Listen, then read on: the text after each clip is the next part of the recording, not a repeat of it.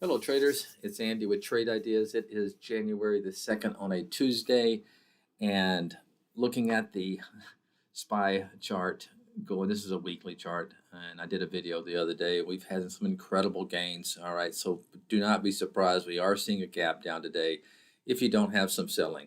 People putting off selling at the end of the last year to avoid the tax consequences. But let's take a look around. But once again, being a swing trader, you have time to be patient. Don't feel like you have to rush into the new year. Maybe let the first few days kind of play out. Look for setups to form for you. We are going to take a look at some setups today, but just keep in the back of your mind, a lot of these setups are at the mercy of the market. So let's take a look. APLT is one that is really looking nice here. And you can see it had some nice volume here as it got up toward this 350 level. Tried to pull back, but it's been holding this 10-period moving average. It can be volatile, you can see, so be careful.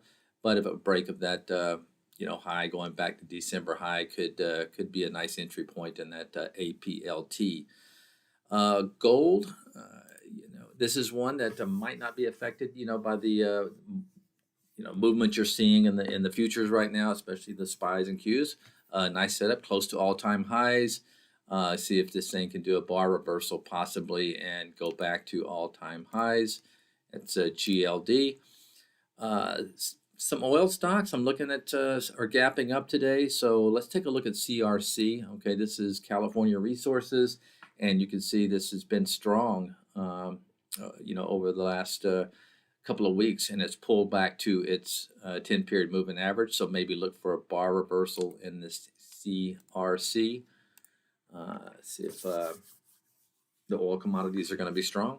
And one other KMI. Take a look at KMI and just set your price alert. This monthly high going back in December. All right, that's it for today. Have a good one. Talk to you tomorrow. Bye bye.